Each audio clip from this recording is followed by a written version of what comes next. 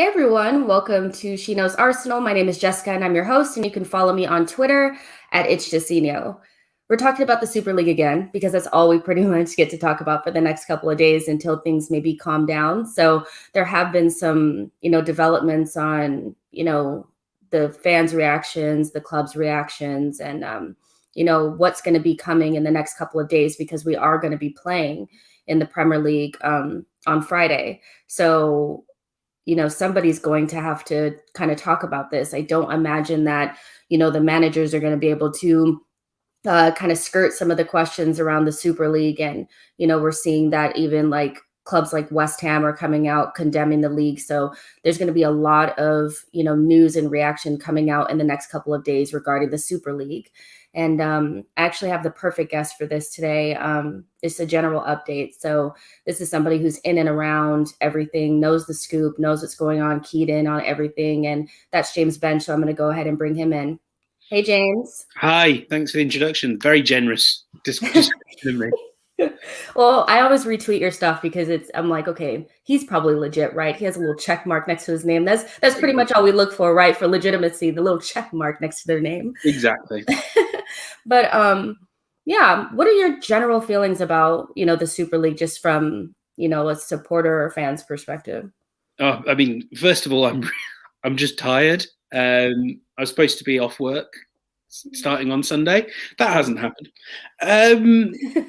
It's, when I saw that statement drop, and obviously spent most of Sunday waiting for it, you can't help but experience this as a supporter. I don't kind of hide the fact that, I've followed Arsenal my whole life.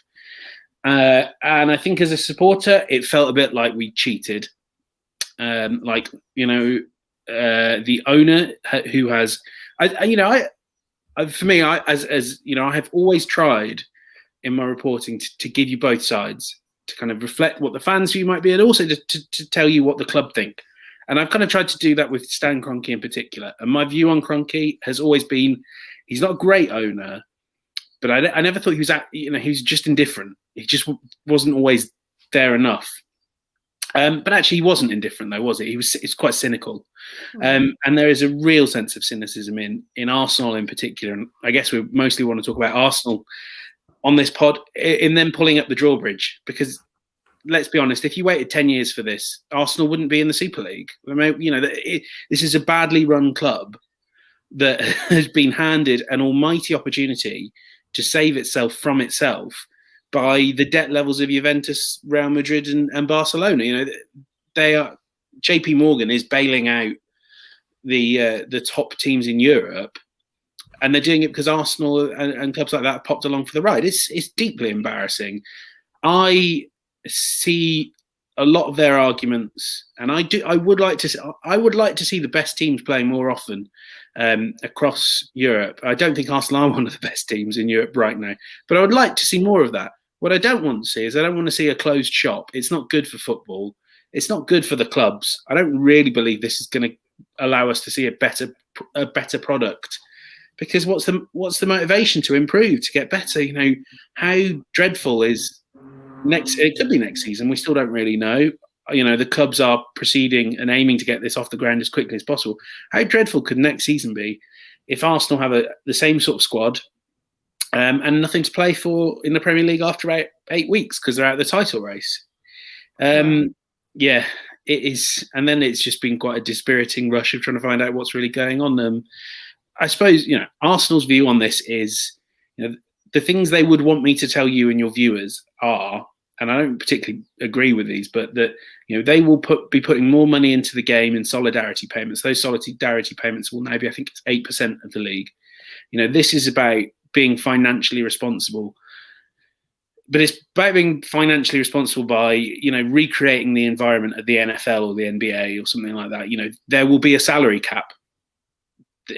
Andrea Agnelli has talked about, and this isn't part of the proposal, but he has talked about no transfer fees going between the biggest clubs in Europe. Now, to me, that sounds like.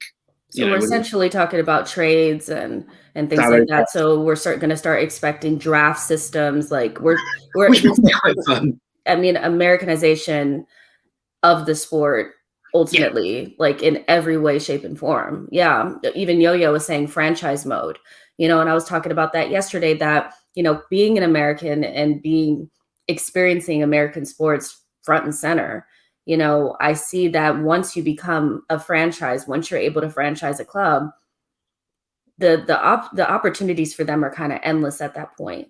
And it may not happen right away, but I can totally see, these big European matches being played in Qatar and Dubai and things like that. And, it may not happen right away, but, they may franchise a team like Everton or franchise a team like Aston Villa and move them somewhere else. And I know that sounds like they can't move a club.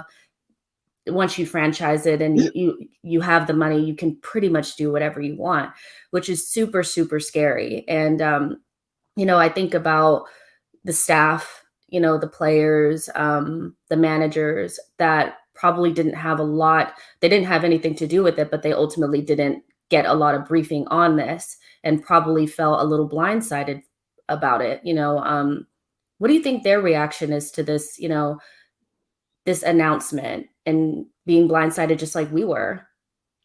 Yeah, I think it's really hard, and I think you kind of have to separate the two. This was agreed by ownership and chief executive at that level. Mikel Arteta was telling the truth when he said he didn't really know much about it. It was kept away from the squad, in my understanding, until after. Well, he was kept away from Arteta until after the Fulham game. I have not heard yet that the squad have even been told. I know for a fact they hadn't been told yesterday. Of course they've been. You know what I mean? Of course they've been told because they've read the newspapers or read Twitter. Mm-hmm. But there was no conversations between Vinay and the executive level and the players yesterday. Certainly nothing that left them feeling any clearer about what this means for them. Because don't forget, I'll keep saying this the aim of Arsenal and every other club is that this starts next season. I think they accept that it may well not, that this will end up in the courts, but they want to push this through quickly because that's the only way the easiest. You need it to get once it's happening, everything changes. And going back to how we're all feeling, I think I can only speak for myself, but I'm sure this is the case for other fans. I think the real fear is that when it starts happening, of course we're going to enjoy watching Arsenal play against big teams, and of course we're going to want to engage with that. And I think that's also kind of a reminder that those fans that are in favour of this, we kind of don't disagree with the fundamental premise that you want to see the best teams and Arsenal playing together. It's just about the way in which it happens. But anyway, yes, sorry, answering your actual question, staff that I've spoken to. Surprise, of course, was the overriding reaction. Everyone has known that Arsenal have been working on things for a while. And, one of the things that I was told by senior people at the club is, look, we felt that we have to be involved in these conversations. You can't be on the outside of the tent. If this is going to happen, Arsenal feel like they have to be in it. But a lot of surprise. It's a hard time for employees at this club. It has been really a draining year. Redundancies, COVID, obviously, how things are going on the pitch, that affects things. So it's a hard atmosphere. They only have to go into the replies on social media to see kind of what the atmosphere around the club is and how fans are feeling. It has been tough, and it's not their decision. We kind of need to remember where this is coming from. This has been led by ownership, and yeah, all I can say is it's been a really trying time. And I think Arsenal are trying to, they're trying to explain to everyone except the players, it seems, why this decision is made, and a lot of them still feel like they're in the dark about what's happening. Yeah, I think this all kind of comes down to trust. The first thing I thought about when this came out, I was like, just think about how bad the reaction was to the 55 redundancies. You might as well multiply that times a million. There's a big gulf, between the fans and the ownership. And I think there's a lot of, distrust and feeling like things are happening behind the scenes that they're not privy to and that they may not like. And the Cronkies are just not a very open, communicative group, and that's just an American way of doing things. They don't feel like they need to pour into the community, because they don't view it as a community. They view it literally as a business. And I'm looking at, I'm on Twitter and I'm seeing some of the supporters groups are getting together and starting to mobilize, and make their feelings heard. Arsenal Supporters Trust is obviously very vocal about how they feel. And, I've seen some other groups kind of getting their things together.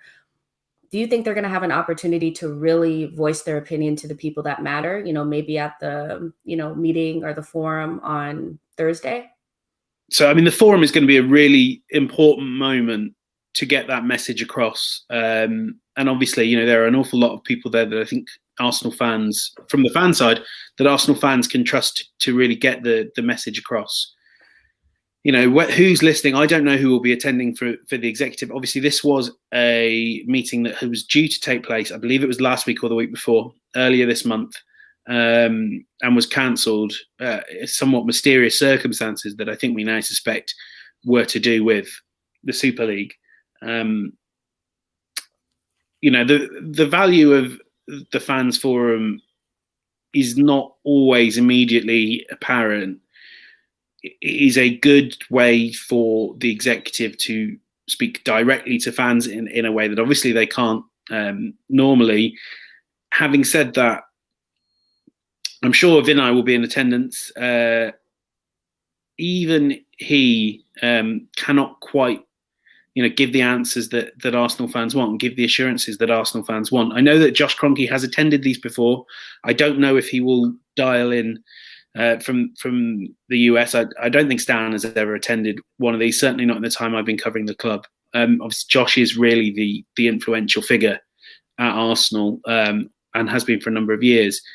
If he's not there, it's very hard to really have a constructive dialogue. Ultimately, Vinay Venkatesham's job as chief executive is to work in the best interest of the owners, and that is the Kroenkes. And I think they, the silence has been deafening. I've been chasing. This is the one thing that, be it media, be it speaking to the media, speaking to the fans, it's just what I really want. The club have spoken to journalists. I think it's fair to say off the record. I hope I'm not going to get in too much trouble for saying that, but I think that's fine.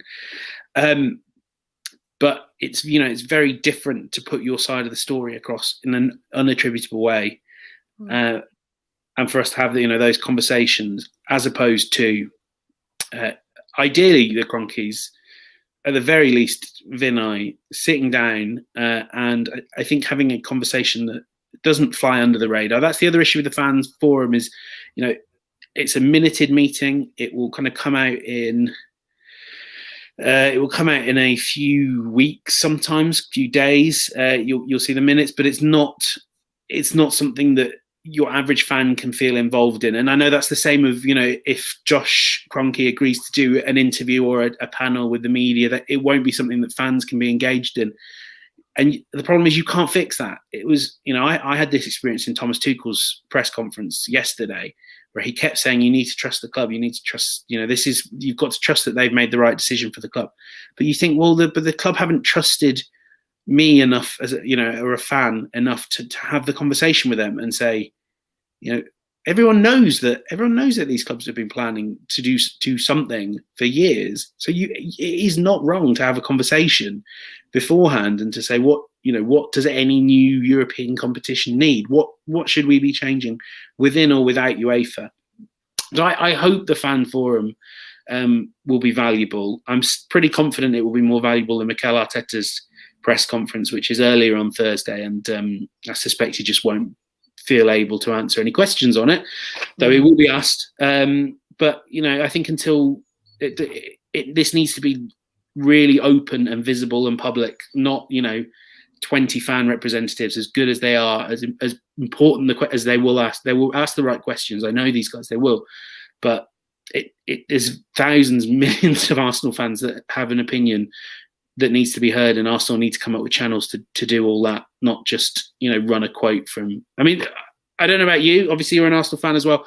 I thought one of the hardest things was going on your website, your club website, and seeing not just Agnelli and Florentino Perez, but I thought in particular running quotes from Joel Glazer, one of the owners of Manchester United. You know, Yeah. if you're an Arsenal fan, Yeah. Can't even write your own things. Like, it didn't feel like it felt it felt like almost like a hit and run type of thing in the middle of the night. Like, Right. it was later in the day when that came out. It was later in the day for me, so I know it had to be later for you guys. And it was just like, here, we're going to put this out here and just see what happens and go dark, because they went dark all of yesterday. They didn't really tweet or say anything.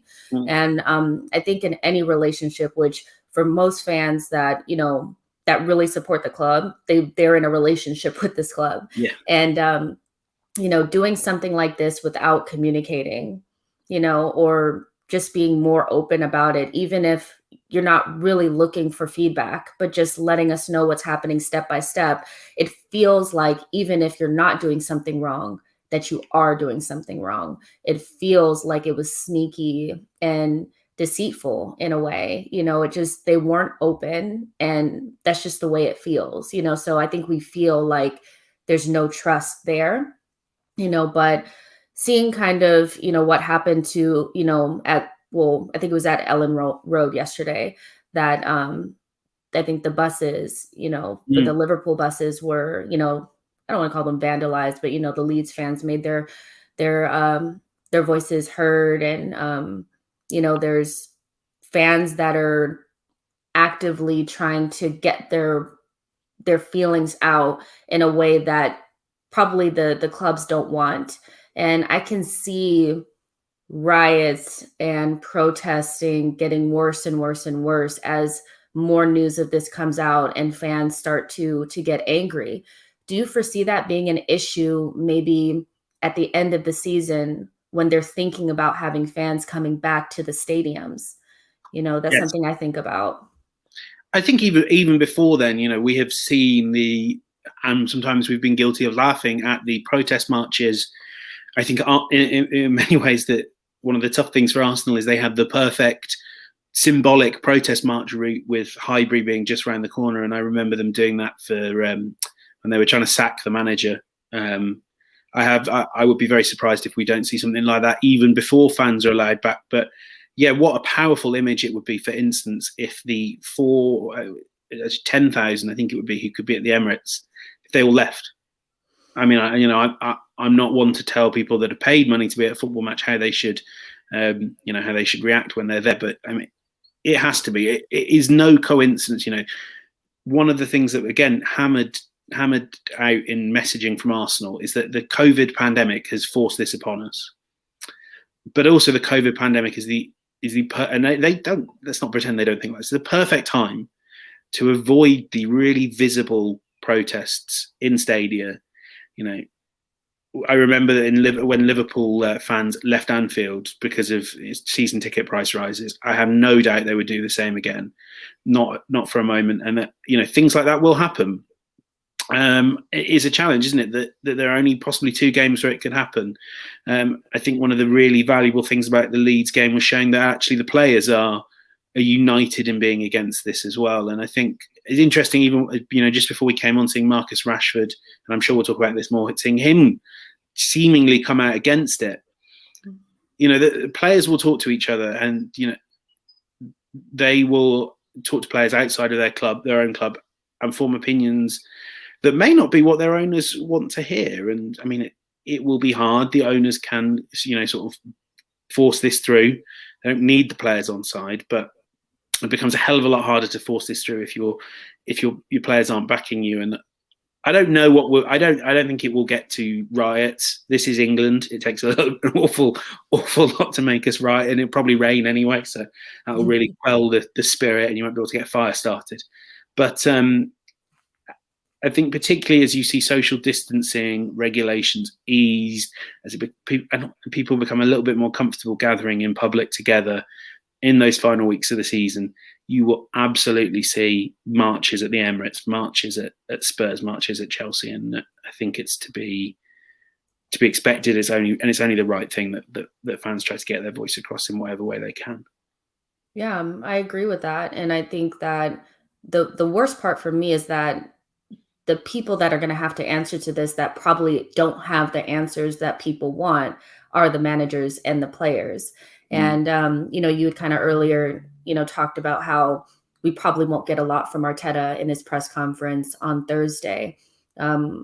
We've heard Tuchel kind of talk. He said, kind of ease off, think about, the club is probably doing what they think is best, kind of trust the club.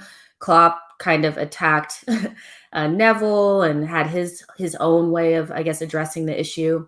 But ultimately was saying that, remember, it's not us, it's not us that are making these decisions. And then Pep comes out this morning and pretty much says that it's not competition if losing doesn't mean anything.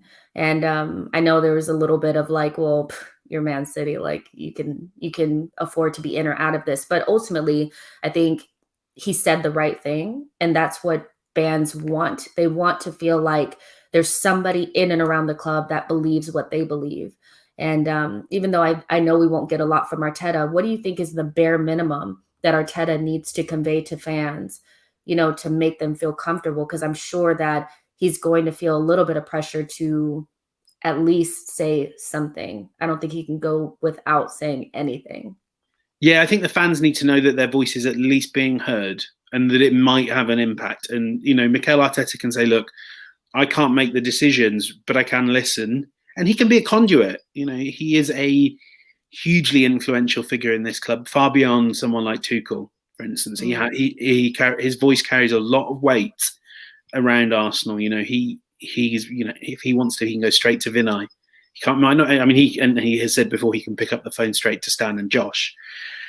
I think Arsenal fans need to know that the club is listening.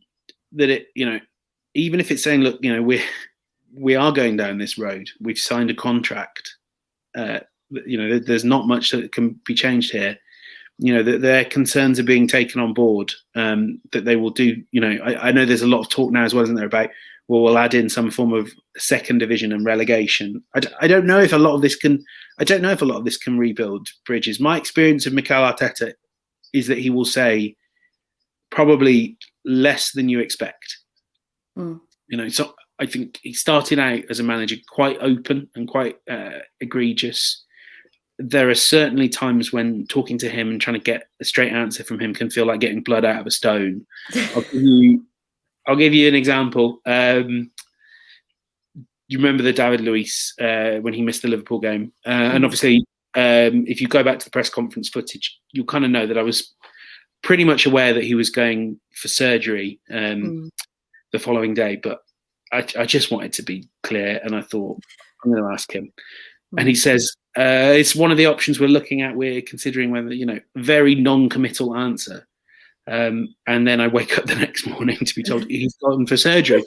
You kind of think, right. So what time between 10 o'clock on Saturday night and 8 a.m. on Sunday morning did you all sit down and really mull through he is not someone that likes giving much away in press conferences. So I would prepare to be disappointed by what he has to say. I really hope he proves me wrong, because I've got a lot of respect for the guy. I think he's a very good leader and spokesperson for Arsenal and the values that they've trashed this week. I'd love him to prove me wrong. By God, I'd love it if it was Arsene Wenger explaining these things, because I feel like I might get a straight answer. But I would prepare to be disappointed by Arteta. It's just not in his nature. He's a rookie head coach. He's never, he talks about all the things he's had to deal with, and God, for 18 months or whatever in a job, my God, he's had a lot of weird things that no one else can advise him on. But and he's one of those, when I look at him and I just think, he wants to be the shield to, keep people from being able to see what's really going on. I think he's kind of willing to take the bullets sometimes. Even saying that going back to like the summertime, or it may have been right before, just saying that he has the full backing of the Cronkies and all that kind of stuff. So I don't anticipate there being, this stand against the club or anything like that. I expect him to be, give whatever trained answer that he kind of has. But I think at the very least, he needs to let the fans know that that the club cares about the fans, because I think that's ultimately they don't feel as though they matter. And that's a problem. Regardless if you're making changes, you still should make it known that you at least care about the fans, and you hear them and, that kind of thing. But the players, I think a lot of fans were kind of waiting to see if the players would stand up against this Super League, especially the players that are actually would be involved in it. There's obviously been Ander Herrera has said something about it, DJ Lovren, Ozil. They're not really involved in it. But then you kind of see, Milner says something. Marcus Rashford kind of alludes to not being too keen on the idea. And, it came out this morning that Jordan Henderson is called an emergency meeting for the captains to come together and in response to the Super League. How unfair is it for the players to be kind of like the low-hanging fruit here? The people that we're looking to make a stand against something that they didn't really know much about. It has to be stressful for these players to feel like they have to respond. It's really hard. It's not the job that they do. That they would say, it's my job to come in and train and play my best at the weekend, and I'll do that in whatever competition. And part of them will also think, well, it would be great for my career. That it's not up to them to think about the sport politics or however you want to term it. I was talking to one player's agent at Arsenal, and it was like, well, wait a minute, this is going to be really good for your client because they're actually going to get to play good teams at last. It will be really interesting. I think from an Arsenal perspective, we know that there are certain players within this league that feel comfortable with that burden, that relish that burden. Of course, Marcus Rashford, of course, Henderson and Milner. One of the interesting things, I don't know how many of those characters there are at Arsenal. The one I would say is, and I've not spoken to anyone near him, but I'd be really interested to see what Hector Bellerin has to say about this. Someone that also considers these things really carefully, that took a very strong, firm stance over the pay cut. Obviously was willing to, kind of burn a few bridges with Raul Sanllehi over that and talk his mind and speak up for the dressing room. He is the sort of player that I can imagine would be able to tap into Arsenal's values. I know that the problem is that you kind of talk about Hector Bellerin, the man, and people immediately throw Hector Bellerin, the struggling right back, at you, and that's not really relevant to this. Mm-hmm. There's a decent chance that wherever he goes, he may well play Super League football anyway. But he's someone that there are some footballers that just understand the values of the club that they represent. They know, as David Rocastle said, they know who they are and what they represent. Because they're the people that can make this really uncomfortable for the owners. The last thing an elderly white man like the Glazers or Stan Kroenke wants to do is to be seen to sort of be instructing the young workers, a young diverse group of workers on what they must do to earn a living. And I think that could really change things. It's hard. I don't want Bukayo Saka, Emile Smith-Rowe, the guys are kids. And there's a lot of young people in this Arsenal squad who wouldn't really be kind of well placed to discuss this. It's as you said, Jess, it's a huge burden to put on these players. They're not, and it's going to be a huge burden on the pitch where they will be kind of hit harder. They will be the representatives of the six, and they always will. I think this is the one thing that we have to remember. Even if this all falls apart, Arsenal will still have done this. Football clubs, it will take a really long time. If this was to never happen, it not only will the Super League to never happen, but it was all to be abandoned. If we were to go back to the Champions League that we had, if we were to go back to the European Cup, Arsenal and the other 5 teams would still be the ones that tried to ruin it. It will take a really long, you can't put this genie doesn't go back in the bottle. You can't English football can't forgive what's happened, what these 6 clubs have done. And I do feel really sorry for the players that they've been thrown into this. Yeah, and I agree with that. And I just think, if I could say anything to, the fans that are kind of watching, everybody that's watching the stream and that will watch later don't take this out on the players. This is not their battle, you know, and they're probably sitting there just as confused as we are, you know, so They take that are into 100%. consideration. I know several players that are like, what the fuck is going on? How is this? What am I supposed to do about this? No one's telling them. 100%, you know, and I wonder, where do we go from here? You know, we play Everton, and we were kind of talking about this backstage a little bit. Like, we play Everton on Friday, but like, does that matter? Like, you know, there's kind of like this sentiment amongst fans, like, what does it matter anymore? You know, obviously we're not going to be kicked out of the Europa League. I never really thought that was going to go through, you know, this whole rumor about the teams that are still involved in the UEFA competitions, the European competitions that are a part of the Super League would not be able to finish their competitions. I never thought that would go through, you know, but we're still in the Europa League. We're still, you know, in the Premier League. And it just kind of feels ominous, you know, in a way, like, what does it really matter? And I wonder where we go from here. But there's about 67 of you guys watching right now. Make sure that you like the video and subscribe to the channel. And if you guys want to send in a couple of questions, I'll have James kind of answer them. We have maybe 15 more minutes or so.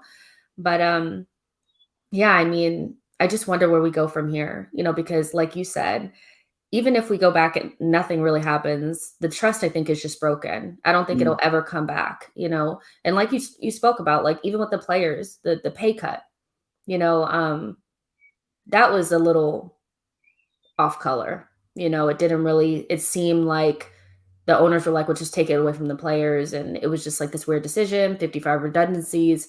So I think all around, you know, between staff, players, fans, everybody's looking at KSE like, I don't trust these guys, you know, and I don't really blame them for that, you know, at all. But I mean, I feel really let down by this club.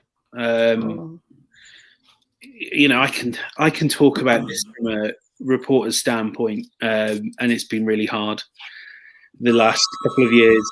But I think in no small part, I think, you know,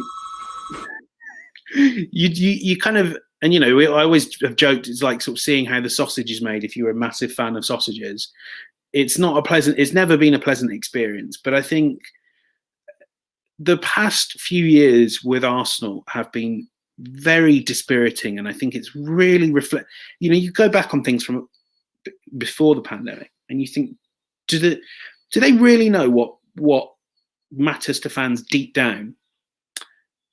You know, when I spoke to Josh Kroenke 2 years ago, and it was all you know, the promises were really about, we're going to buy you players, we're going to buy you fancy new things. And, you know, making people redundant. And I still remember reading that statement. I was outside the Emirates. I'd been filming something. I was just after the FA Cup final. I was about to interview Martin Keown, and I was outside the Emirates, and I read the statement. I know you might remember, it did not start with, we are making staff redundant. So I read it and kind of was going quite a way through it and was thinking, are they about to announce that they're sort of like, we're not signing any players this summer? You know, well, we will be operating with zero budget, or we will be selling players so that we can keep doing what Arsenal should be doing. And it really hit me like a gut. And I know other people disagree with me. And I know that there is an argument that you have to invest in your infrastructure, in your squad. You have to make the right decisions for Arsenal's long-term financial health. And the right decision, if there is a European Super League, is to go in it. Because they're about to get a check for 350 million euros. You can't turn that down. But it hurts. It hurts that people were made redundant, and that the transfer budget didn't take a hit. You know, that Willian was given 100,000 a week. It's really dispiriting. This club is letting down its supporters. It is badly managed and has been. And that is not me saying that these people do not want the best for Arsenal. They really do. And the other thing is, I was starting this since Christmas. I've started to believe that at the very least, the next few years under Mikel Arteta were going to be fun, that there was going to be movement in the right direction, that maybe next season there would be a really exciting race for the Champions League and that we might scrape in. But either way, that we would see this progress and that there would be something to look forward to. And I feel like that's really the thing that has been taken away, is we've cheated. Arsenal have cheated their way into where they belong. You know, I think they're one of the. We definitely bought our way in. That's essentially what it is we had enough money and we had enough of a brandability, you know, and a big enough worldwide fan base. You know, Perez said yesterday that the original, you know, founders of this were chosen based on, you know, how many viewers, the viewership of their games, which essentially just adds up to how big is your global brand. And so when people are like, how on earth does Arsenal qualify for a super Europa or European competition? I'm like, it's simple. It's because we have one of the biggest worldwide brands. Period. We have the type of stadium that you need for this thing to go down. It's the same thing about Spurs. I mean, they've won virtually nothing, but they did the right things in the last couple of years to make sure that they got the invitation, which was improve their brand, make sure that they have a couple of world-class players that people would want to see, and get a state-of-the-art stadium. That's all it really took to get invited, and then have the money as well to buy in, you know? So I think that's the difference, is that they are worried about Arsenal. They want the best for Arsenal, but it's Arsenal the business, you know, and there's a big difference between Arsenal the business and Arsenal the club that we love. You know, what's required to make that as good as possible is different, because the business side of it is not really what the fans care about. They don't care about facts and figures and, you know, brandability, sponsorships. They don't care about that. They care about what's going on the pitch. And when you go to an Americanized version of sport, it evolves from sport to entertainment. And that actually has nothing to do with what's going on the field. It's everything outside of that. And that's the disconnect for me, you know, really. But I love everything about, you know, I was joking, and I put it in a tweet as well. I love everything about the American system in America. I love that, you know, I'm in New York, the only team that kind of, they don't come close, but the only team that I really love, outside of Arsenal, the New York Knicks. I love it that they're doing well. I mean, much like Arsenal, you know, you kind of have to put a few iffy things that happen away from the court out of your head. But it is a great experience. There's something, you know, fantastically perverse at the end of a bad season, going, God, I hope we lose tonight so that we can tank for not RJ Barrett. Yeah. If only we got, you think, oh God, if only we got the second pick and we hadn't ended up with RJ Barrett. But I don't want, you know, I like that because it's something different. And I don't particularly think that, you know, it's tough. Everyone will watch this sport. It will be huge. We will all be, you know, everyone who exists in media and content, we will all be dragged into this. You know, if my company happens to get the rights for the Super League, watch the about turn I have to do, you know, through gritted teeth. But it just, it won't be the same. It will be, you know, Arsenal right now and other clubs. But for me, the one that matters is Arsenal. It's like the picture of Dorian Gray. It will be in the Super League. It will look wonderful. You know, Pierre-Emerick Aubameyang will be coming off the bench because we went and got Erling Haaland because he needs to play in the Super League. Jadon Sancho flying down the wing. Rotational minutes with Bukayo Saka, and we'll be going, God, you know, we've got Fulham in the Premier League at the weekend. We'll put out the B team and smash them 6-0. But at the heart, it will be that, you know, you'll go up into the attic at Highbury House and you'll see a Dorian Gray style image of Mikel Arteta. I presume Mikel Arteta will be the Dorian Gray in this. He does already look a bit too handsome for a man his age. So in 20 years' time, as we're racing to our third Super League title, you'll go up into the attic of Highbury House and see this mangled vision of Mikel Arteta, the real Mikel Arteta. And we've sold Arsenal have sold their soul for these shiny baubles. It's such a shame. You know, the other thing, Arsenal might never win the European Cup now. I don't think, you know, other clubs can't. If you've won the European Cup, you don't know how hard it is to be the third biggest club in the biggest league in the world and not have won the European Cup. It's almost Arsenal's defining trait across the continent is they're probably the biggest team to have never won the European Cup. Imagine that's it. That's going to be it. That could be it forever now. Arsenal will always have been the biggest team to have never won the European Cup. That's such a sad sad way for this period of our history to end. I agree. Here's a question from George. He asks, what could a compromise look like? And I've kind of always vocalized this, that I think what they've rolled out or what they proposed to the right now is probably not what it's going to look like. This is high stakes negotiation that's essentially playing out in front of the fans. And, as distressing as it may feel, whatever they come out with may not be what we think it is now. Do you have any idea of what a compromise between UEFA and these elite level clubs could look like? I mean, I can't report anything on that because the honest answer is I don't know. And right now, everything UEFA is saying is that we can't compromise. We can't give you what you want, because what the clubs want is guaranteed access year in, year out. My gut would say that it may end up being more money that is going to UEFA goes to the clubs, and it goes to the clubs through something like coefficient payments, or the historic, the heritage places that are currently due to go to Champions League clubs. But that, in effect, if you're not getting in the Champions League, someone's slipping you some Champions League money out of the pot to say, sorry, but you're a big European club. Here's your big European club payment. That's what the compromise would have to be. I think even that is going to be a hard sell for the teams that are on the precipice.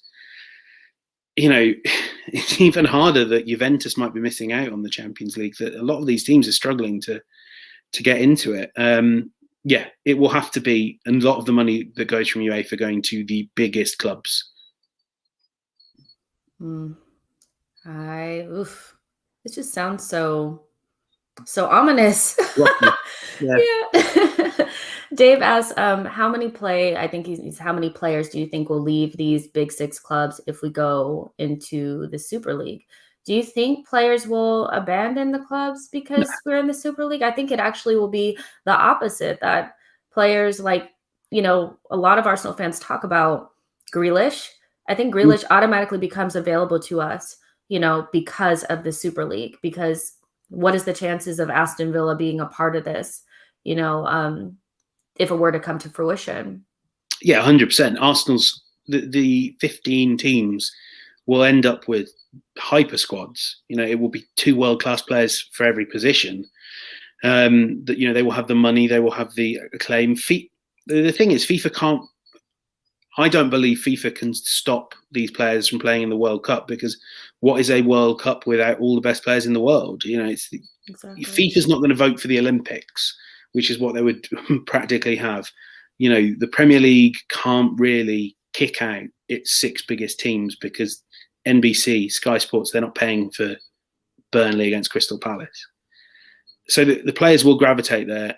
The only thing that interests me is that might make me think otherwise, is whether you find, the intention is to put in a salary cap. The intention is to, for more of this extra money, it will go to the owners. It's not going to go to the players.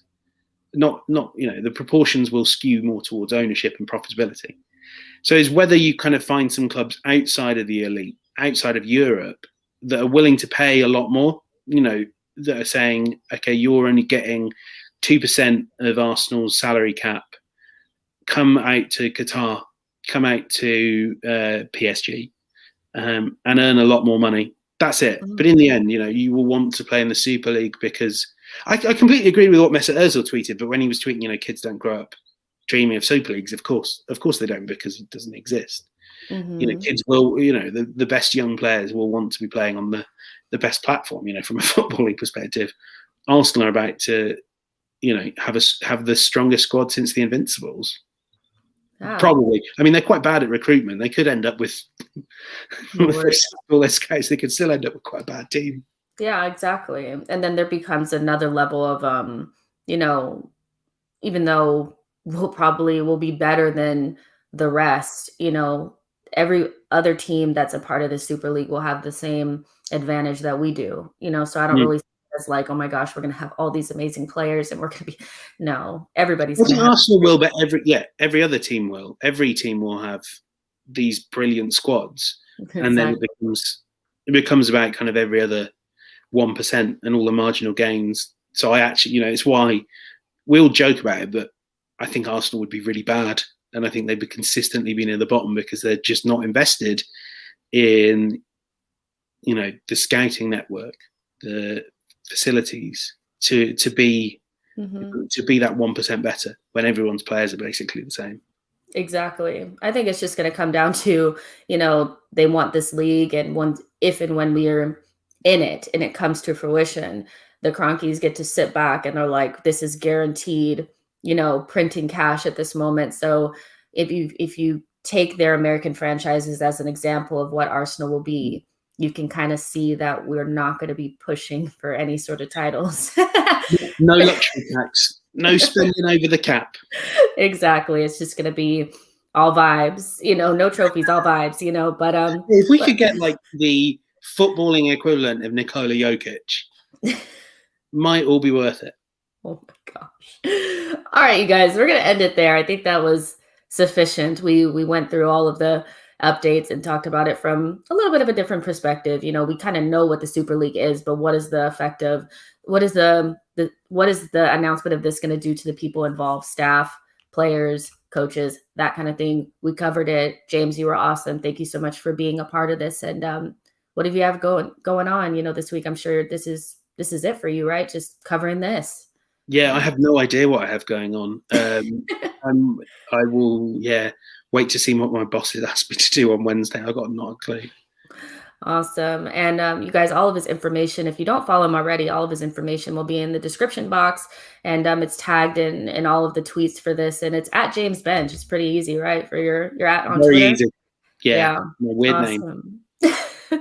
You guys, I still see there's 67 of you guys watching. So make sure to like the video, subscribe to the channel. And I will see you guys soon. I know I'm so bad at this about giving you guys what the next show is.